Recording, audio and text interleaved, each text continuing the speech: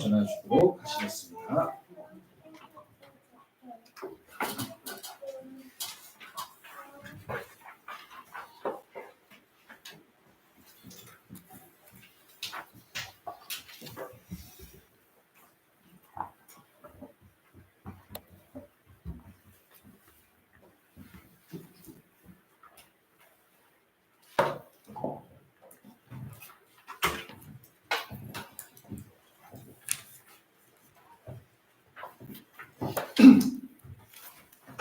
자, 이스라엘 자손들에게 어떤 문제가 있었냐면은 그들의 머릿속에, 마음과 생각 속에 하나님의 말씀이 담겨지지 않았다는 게 문제입니다. 그렇죠? 하나님의 말씀을 들어야지 그 들은 걸 가지고 뭔가 판단을 할 수 있잖아요. 그렇죠? 그러니까 들은 게 없으면은 할 수가 없는 겁니다. 그러니까 들은 게 없기 때문에 결국은 자기 소견대로 생각하고 판단하고 결정하는 거죠. 내 소견에는 옳은데 다른 사람 소견에는 틀릴 수 있거든요. 그러니까 다툼이 생기는 겁니다. 그렇죠? 직장 생활할 때, 인간관계, 사회생활할 때 많은 다툼이 있잖아요. 왜? 다 자기 소견이거든요. 그렇죠? 나한테 옳은 게 다른 사람한테는 틀릴 수도 있거든요. 맞죠? 그러니까 중요한 거는 모든 사람에게 통용되는 기준이 있어야 되는 겁니다. 맞죠? 근데 그 기준이 이스라엘 자손에게 없었던 겁니다. 그렇죠? 430년 동안 노예 생활하다 보니까 나눠친 거죠. 그렇죠? 그냥 우리 조상들이 그렇죠? 붙잡았던 하나님, 그 하나님이 언젠가는 우리를 구원해 주실 거야. 막연한 신앙이죠. 구체적인 그런 걸 붙잡지 못하고 그냥 막연하게 그냥 시간이 430년이나 흘러간 겁니다. 그러니까 그들에게 신앙은 있었지만 그 신앙에 구체적인 내용이 없었던 거죠. 그러니까 그런 상태 속에서 수백만 명이 이제 떼거지로 애굽에서 해방받고 광야로 들어왔어요. 그 수백만 명이 이제 막 부딪히는 거잖아요. 맞죠? 가족이 몇 가정이나 됐을까요? 궁금하지 않으세요? 한 가정을 뭐 5, 6명으로 친다고 해도 어마어마한 가정이잖아요. 그렇죠? 그 수많은 가정들이 바로 옆에 천막치고 얼마나 부딪히는 게 많아요. 잠버릇도 얼마나 고약한 가정들이 많을까요? 그렇죠? 여러분 캠핑 가면은 밤늦게 막 고성방가하고 막 자야 되는데 자는 시간까지 막 술주정하고 다 다르거든요. 생활 습관이 다 다르죠. 얼마나 부딪히는 게 많았겠어요. 그러니까 그런 부분들을 누군가 해결해 줘야 되잖아요. 그래서 광야에서 하는 일이 결국은 그거예요. 너무나 다툼이 많으니까 그 다툼을 해결받기 위해서 아침 일찍 누구한테 찾아오죠? 모세한테 찾아오죠. 그러니까 모세는 그냥 아침 일찍 자리 펴고 앉아서 있어야 돼요. 여기 이렇게 자리에 앉아 있으면은 이스라엘 자손들이 다 모세 주변으로 삥 둘러가지고 그냥 와서 저희들 문제 있어요. 저희들 얘기 좀 들어주세요. 저희들 의견 좀 들어주세요. 아, 이놈이 저놈이 그렇죠. 그럼 줄 서서 기다려야 되잖아요. 그렇죠. 아침 일찍 먼저 온 사람이 이제 표 끊고 이제 1번, 2번 그런 식으로 해결하다 보니까 하루 종일 이거 말고는 할 수가 없는 거예요. 그렇죠? 왜 그런 일들이 생겼을까요? 왜 모세한테 다 의지할 수밖에 없었을까요? 왜? 이걸 못 배웠거든요. 그렇죠? 이걸 못 배운 거예요. 그러니까 여러분도 마찬가지입니다. 지금 이 자리에 앉아있는 시간이 왜 중요하냐? 하나님이 지금 여러분에게 이걸 가르쳐주는 거거든요. 맞죠? 여러분 인생 살아갈 때 충돌이 없을 수가 없어요. 맞죠? 다툼이 없을 수가 없어요. 현실과 얼마나 맞지 않아요. 그렇죠?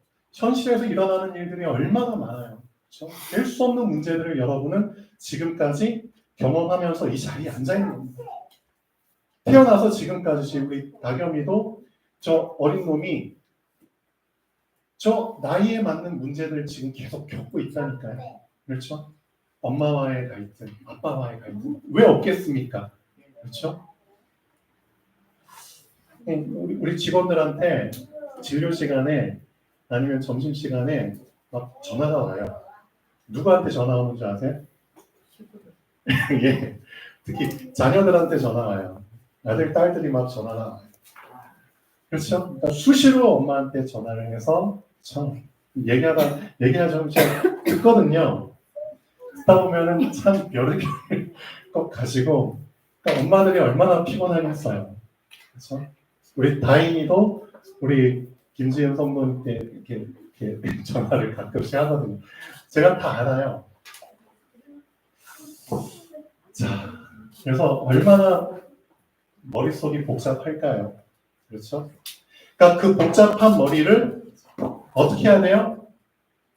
정리를 해야 된다니까요. 정리하려면 뭐가 필요하죠? 정리해주는 신호등이 있어야 되는 거예요. 그러니까 하나님이 우리에게 주신 영적인 신호등이 바로 율례와 법도입니다. 하나님의 말씀. 그렇죠? 여러분 당장 밖에 나가서 차 타고 여기까지 오셨잖아요. 또 걸어서도 오고. 근데 걸어서 오려면 횡단보도를 몇 개나 또 건너야 돼요. 맞죠? 그렇죠. 신호를 얼마나 많이 기다리고 지켜야 돼요. 근데 그 신호등이 없으면은 차들 어떻게 되죠? 엉키게 되죠. 그렇죠. 엉키다 못해 충돌, 접촉 다 일어나죠. 횡단보도 잘 안 지키면 사람과 차가 그냥 부딪히게 되죠. 신호등 진짜 필요합니다. 그렇죠. 하물며 세상 살 때도 그런데 여러분의 머릿속이 그렇죠. 이 생각 저 생각 왜 없겠습니까? 수많은 생각들이 지금 막 충돌하고 얽히고 설켜 있잖아요. 그 실타래처럼 꼬여있는 그 생각들, 마음, 감정들 어떻게 하실 거예요? 정리해야 되잖아요. 그 정리하라고 하나님이 율례와 법도를 가르쳐 주시는 겁니다. 그러니까 여러분 지금 이 시간 앉아있을 때 확실하게 나의 영적 신호등으로 세팅시킬 수 있도록 그 중심을 가지고 들으셔야 되는 겁니다. 그렇죠? 말씀 가볍게 듣지 마십시오. 가볍게 듣기 때문에 내 생각, 내 감정 거기에 휩싸여가지고 이것도 못하고 저것도 못하고 그렇게 인생 사는 겁니다.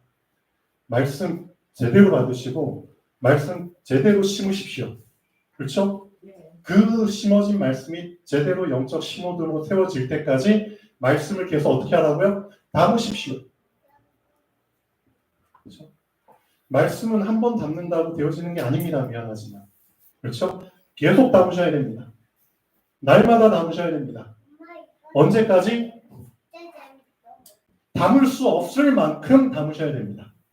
그렇죠? 가득 채우셔야 됩니다. 말씀을 가득 채우게 되면 어떻게 되는 줄 아세요?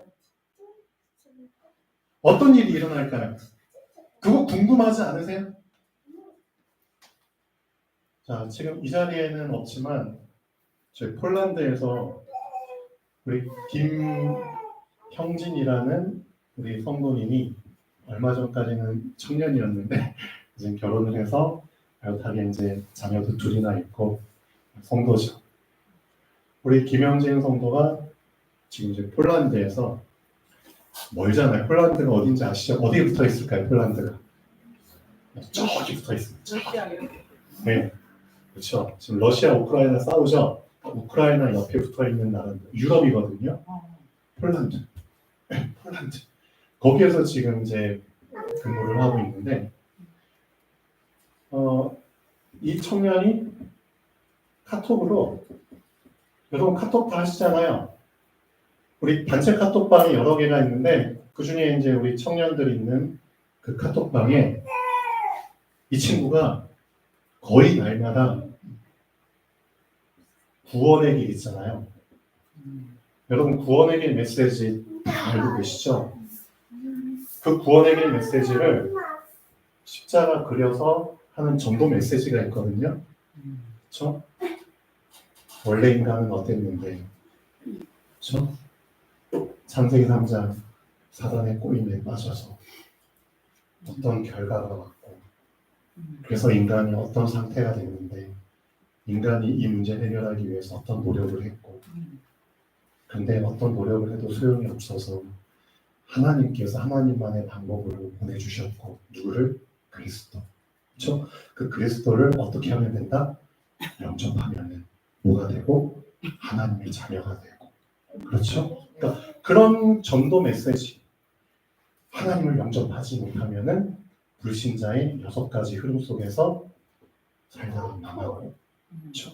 여기서 빠져나올 수 있는 그 십자가 길, 그 십자가 길 위에 올라탔을 때 하나님을 만나게 되고, 하나님의 자녀가 되면 주어지는 축복 7가지. 그러니까 이런 구원의 길 전도 메시지를 이 친구가 날마다, 거의 날마다 자기 노트에다가 직접 써요. 이거 해본 사람은 이 시간이 꽤 걸린다는 거 알아요. 최소 30분에서 1시간 가까이 걸려요. 왜? 저도 해봤거든요. 예전에 수없이 많이 해봤어요. 나만의 그 구원의 길 메시지를 계속 하는 시간표가 있었어요. 근데 그 메시지와 관련된 성구, 말씀들이 얼마나 많을까요? 그렇죠. 창세기 1장 1절, 27절, 28절, 2장 17절, 3장 1절에서 6절 쭉 나오잖아요. 그 많은 말씀들을 또 뒷페이지에 넘겨가지고 쫙 써요. 말씀을, 썼던 말씀을 또 계속 써요. 말씀을 계속 담아요. 그 일을 계속 거의 날마다 반복해서 카톡으로 올려요. 근데 이 친구가 이제 쓰는 걸 보니까 이제 동그라미들을 이렇게 쳐요. 동그라미. 동그라미 쳤다는 건 무슨 뜻이죠? 이 단어가, 이 구절이 나에게 뭔가 부딪혀 왔다는 거잖아요. 그렇죠? 그러니까 동그라미를 치죠. 여러분 할 일 없이 동그라미 치세요. 뭔가 나에게 의미가 부딪혀 오니까, 그러니까 이 친구 보면은 동그라미가 많이 쳐져 있어요. 와. 그래서 얼마 전에 한국에 왔을 때 이 친구랑 이제 밤늦게까지 포럼을 하는데, 정말 이 친구의 고백에 이 구원의 길 메시지가 다라고 얘기를 해요. 이 메시지가 다라고 저한테 얘기를 하는 거예요. 그만큼 이 메시지가 전부 다라는 그 정도까지 붙잡혀진 거예요. 이 메시지 속에 다 있어요. 그렇죠. 그러니까 제가 이 친구의 그 고백과 이 친구의 그 영적 상태를 제가 계속 지켜보고 있거든요. 그래서 저는 어떻게 생각하냐, 여러분 중에도 나름대로 이렇게 지금 시작하거나 도전하는 분들이 있겠죠. 사실은 잘 안 될 거예요. 맞잖아요. 응? 말씀 들으면서 살아온 체질이 아니거든요. 그렇죠? 그러니까 말씀을 계속 들으면서 하루하루 살 수 있다는 게 쉽지가 않아요. 그래서 이 체질을 바꾸기 위해서 얼마나 많은 노력을 했겠어요. 중요한 건 그거예요. 그래서 이 친구한테 저는 뭘 기대하냐, 이 친구가 조만간 어떤 시간표가 온다? 마태복음 16장 16절에서 19절의 시간표가 오겠구나 라는 이제 그 생각이 드는 거예요. 이 시간표가 사실은 와야 됩니다. 이게 어떤 시간표냐면은, 진짜 지금까지 말씀을 사실은 우리가 들을 때 사람의 말로 듣거든요. 미안하지만. 그러니까 사람이 전달해주는 그 말로 사실은 메시지를 들어요. 그러니까 혈과 육이잖아요, 인간이. 그 혈육이 알려주고 전달해주는 사실은 그 수준으로 말씀을 들어요. 그 수준으로 말씀을 받아요. 그러니까 그 수준으로 계속 말씀을 들으면 그 사람은 미안하지만 무미건조한 상태가 되거든요. 그렇죠? 사람이 전달해주는 것은 사실은 생명을 누릴 수가 없어요. 그렇죠? 생명을 누릴 수 없으면 무미건조해서 말라버려요. 맛이 없어져 버려요. 그렇죠? 그러니까 말씀을 들어도 거기에 반응이 없게 되는 거예요. 그냥 식상하게 들리는 거예요. 그러니까 자꾸 말씀을 멀리하게 되고 떠나게 되는 거예요. 왜? 그 사람이 말씀은 듣지만 어떤 수준으로 계속 들어왔기 때문에 혈육이 말하는 수준으로 계속 들었기 때문에 어쩔 수 없어요. 근데 이 형제 성도처럼 계속해서 하나님의 말씀을 담잖아요. 그러면은 분명히 어떤 시간표가 오냐. 예수님이 베드로한테 하신 말씀이거든요. 베드로가 베드로란 이름을 얻기 전에 원래 이름이 시몬이거든요. 그렇죠? 예수님이 이런 질문을 하셨어요. 너희는 나를 누구라고 하느냐 했을 때 주는 그리스도시오라고 했잖아요. 살아계신 하나님의 아들이십니다라고 했잖아요. 근데 그 고백을 베드로는 혈육이 가르쳐준 그 들은 대로 고백한 게 아니고요. 예수님 말씀하신 거예요. 이를 너에게 알려준 거는 혈육이 아니야. 하늘에 계신 내 아버지께서 알려주시는 거야. 그렇게 돼요. 그러니까 실제로 말씀을 계속 나누면서 이 말씀이 다구나. 진짜의 말씀이 전부구나. 라는 고백이 나올 정도 됐다면 말씀의 맛을 봤다는 거예요. 진짜 맛을 봤다는 거예요. 주의 말씀의 맛이 내게 어찌 그리 단지요. 내게 꿀보다 더하니이다. 실제 시편 기자가 그런 고백을 했거든요. 진짜 맛을 봤기 때문에 그렇게 표현할 수밖에 없는 거예요. 그러니까 이 친구가 계속 날마다 담은 거예요. 담게 되니까 분명히 하나님이 거기에 대한 화답을 하신 거예요. 그렇죠? 그래서 성경에 나오거든요. 나를 사랑하는 자들이, 그렇죠? 나를 찾는 자가, 그렇죠? 나를 찾을 것이라고 얘기하거든요. 그렇죠? 나를 사랑하는 자들이 나를 만날 거라고 얘기하거든요. 맞잖아요. 그래서 실제로 우리에게 중요한 거는 예수님이 말씀하셨거든요. 구해. 그래야지 받을 거야. 찾아. 그래야지 찾을 거야. 두드려. 그래야지 열릴 거야. 그거예요. 그래서 이 친구한테 조만간 어떤 시간표가 올 거라고 저는 확신하냐면은 그래. 하늘에 계신 내 아버지께서 말씀하시는 그 말씀으로 이제는 듣게 되는 그 시간표가 와요. 그럼 말씀을 들을 때 일반 사람들은 그냥 혈육이 말해주는 말씀으로 듣지만 이 시간표가 된 사람은 하나님이 위에서 얘기해 주시는 그 말씀으로 듣게 됩니다. 그거 진짜 경험하셔야 돼요. 그 시간표가 여러분에게 진짜 오셔야 됩니다. 하늘에 계신 아버지께서 나에게 하시는 말씀으로 말씀이 들려버리면 이렇게 끝이거든요. 사실 맞잖아요. 사람이 얘기해 주는 게 아니라 하나님이 얘기해 주시는 말씀을 좀 듣게 됩니다. 여러분 어떻게 생각하세요? 그게 진짜 신앙생활이 아닐까요? 그렇죠? 그러니까 그런 시간표가 우리에게 다 있거든요. 그렇다면 여러분도 마찬가지입니다. 부지런히 담으십시오. 그렇죠? 하나님의 말씀을 부지런히 담으십시오. 근데 문제가 뭐냐? 이게 없다는 겁니다. 우리가. 뭐가? 고정된 시간이 없다는 겁니다. 고정됐다. 뭐가 고정된 거죠? 절대 어떤 것도 이 시간을 침범하면 안 된다는 겁니다. 그렇죠? 그 개념으로 나시린이라는 단어를 하나님이 여러분에게 주신 겁니다. 사무엘상 1장부터 보시면은 여러분 꼭 보셔야 됩니다. 시간 되시면은.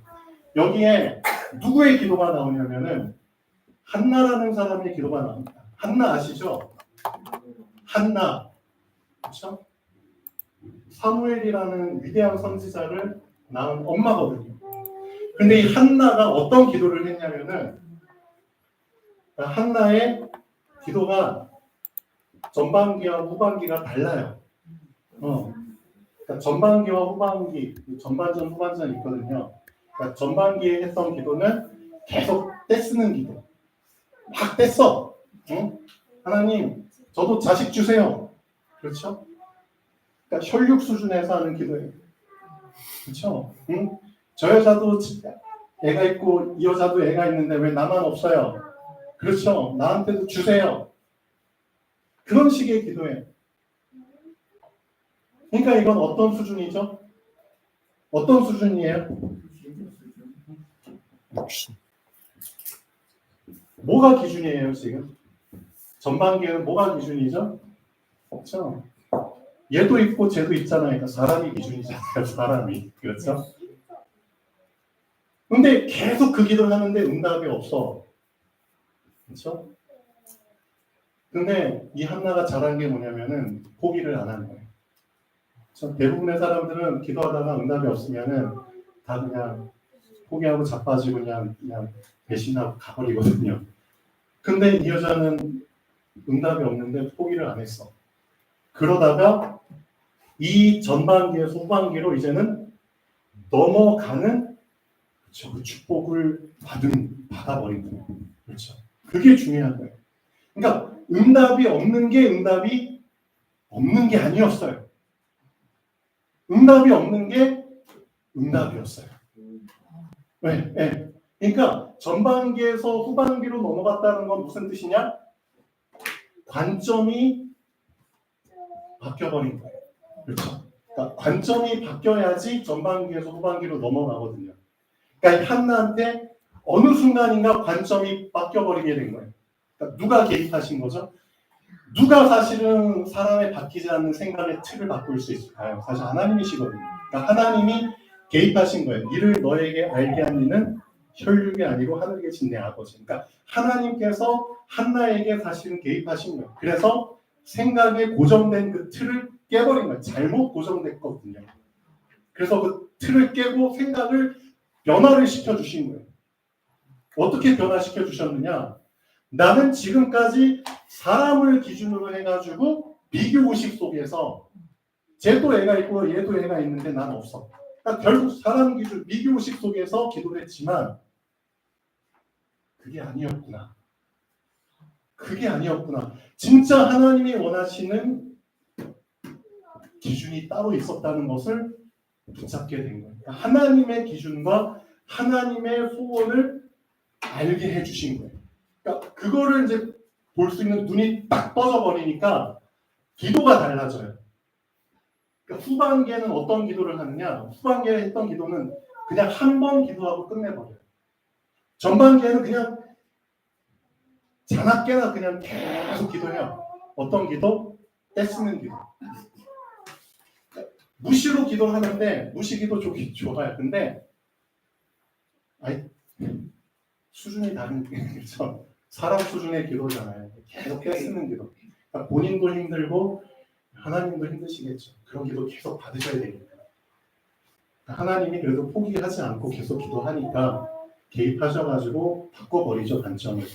관점이 바뀌니까 이제는 한 번 기도하고 끝내버려요. 어떻게 기도하죠?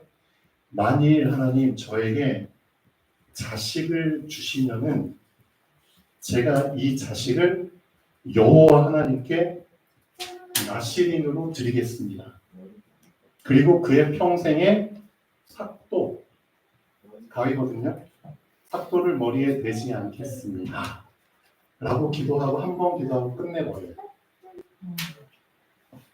완전 바뀌어버렸죠. 하나님이 개입해버리면은 사람이 달라져 버려요. 그렇죠?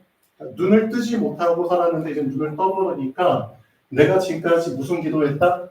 틀린 기도했구나. 그렇죠? 내 수준이 이런 정도밖에 안 됐구나.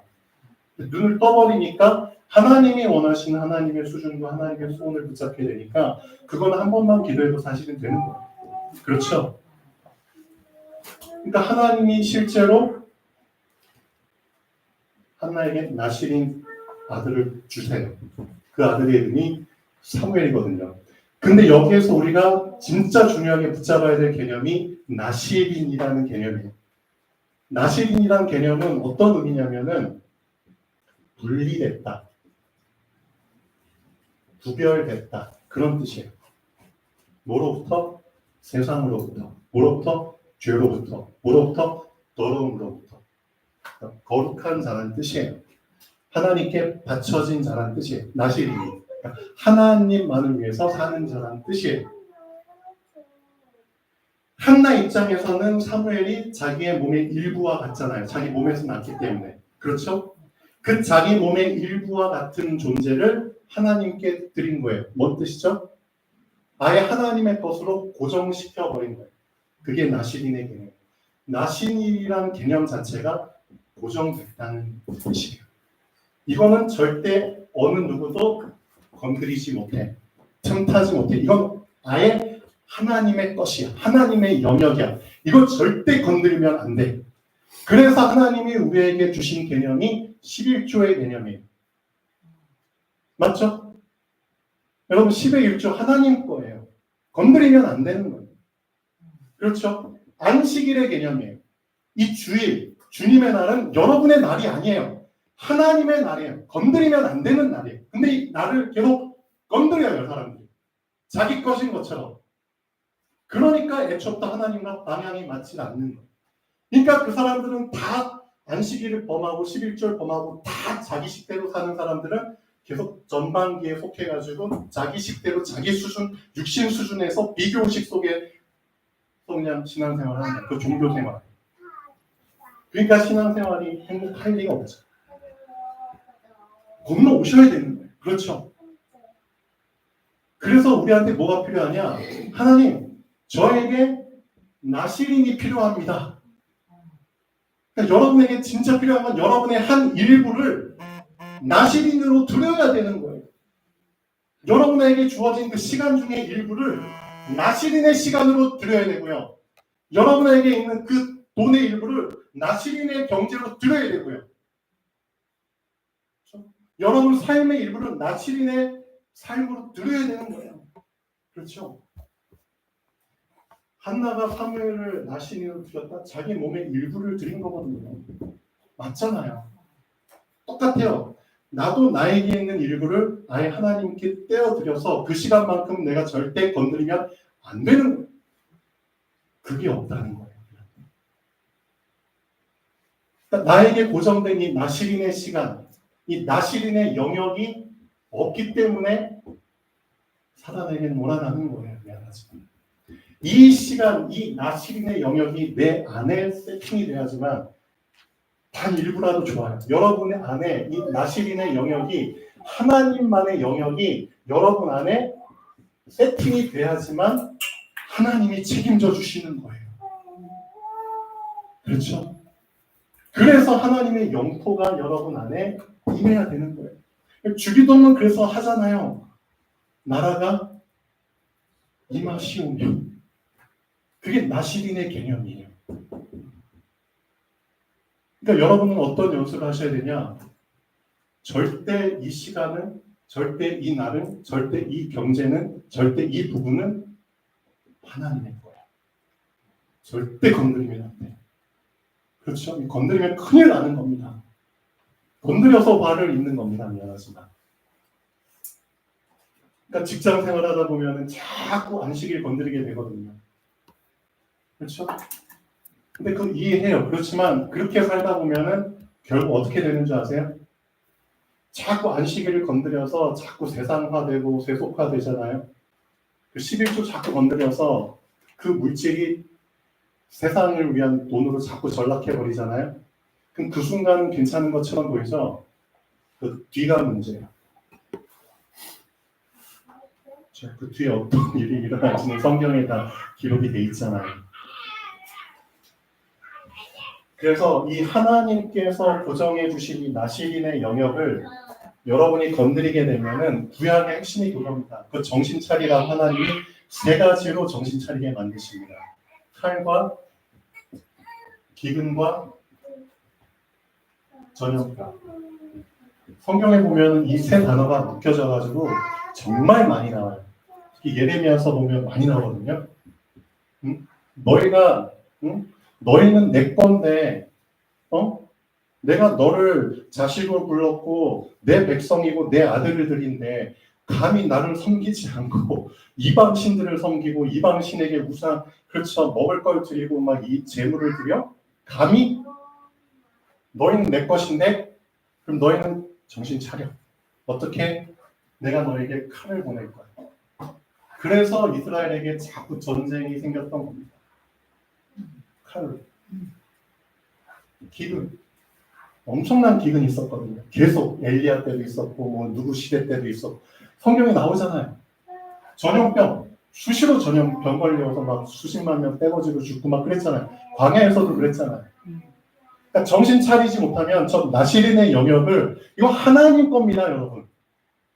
그거 절대 침범하시면 안 돼요. 이 예배 시간도 미안하지만 여러분이 함부로 난 내키면 가고 내키지 않으면 안 가고 그거 진짜 아니거든요. 그 개념 자체가 틀린 겁니다. 이거 죽임의 날입니다. 주님의 날이에요. 미안하지만. 그렇죠? 근데 그 시간을 너무나 함부로 하니까 그 사람들의 삶 자체가 칼로 고생받잖아요. 칼로 고생하잖아요. 그러니까 권력자들한테 직장 상사한테 눈치 보고 힘 있는 자한테 눈치 보고 그렇죠. 끌려다니잖아요. 어떻게 보면은 칼. 그렇죠? 막 이렇게 손 비벼야 되고 그러다 버림받고 기근 결국 돈 쫓아가자고 계속 아둥바둥 살잖아요. 병 언제 뭔 질병이 생길 줄 알고 병 걸리면 얼마나 힘드나요? 이런 부분들을 알고 계셔야 됩니다. 전에 말씀드렸잖아요. 이 칼과 기근과 젖은병이 의미하는 게 뭐죠?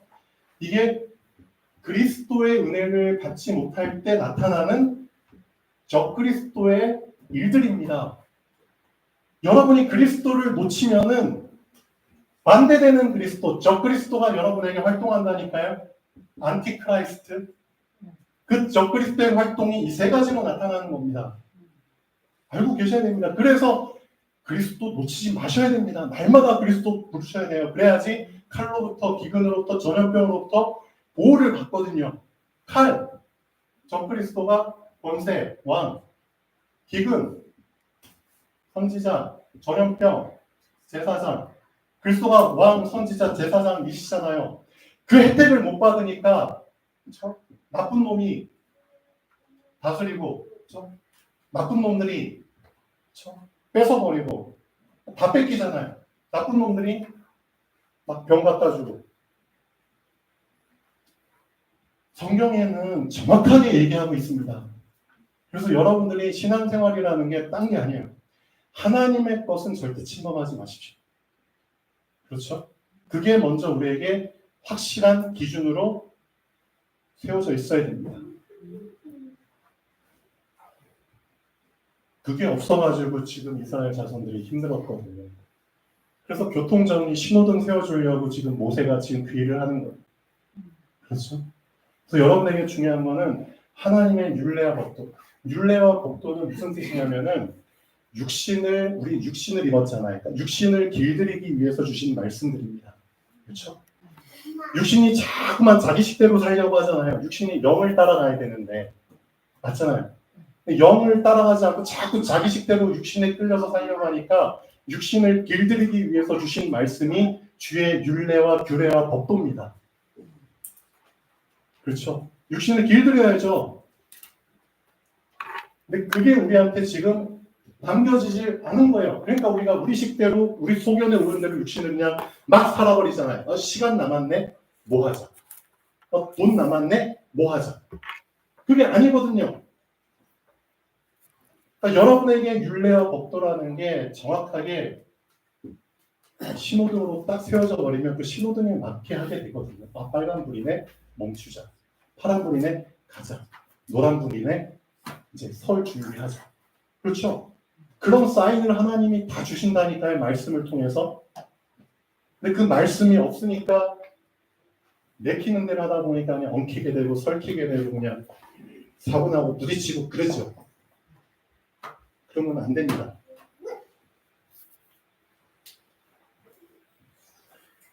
자, 결론 보시죠. 신호등이 없으면 차들이 서로 엉키게 됩니다. 차와 사람이 서로 엉키게 됩니다. 여기저기에 사고들이 일어나게 됩니다. 바로 교회 옆에 여기 회전교차로 있잖아요. 주기적으로 여기서 막 충돌 사고가 나거든요. 자기 소견대로 막 뺑뺑 도니까. 그래. 내 안에 하나님의 율례와 법도가 담기지 않으면 여러분 안에 이 생각 저 생각이 서로 엉키게 됩니다. 잠도 잘 못 자죠. 이 감정 저 감정이 서로 엉키게 됩니다. 화병 생기죠. 삶이 복잡하게 꼬이게 됩니다.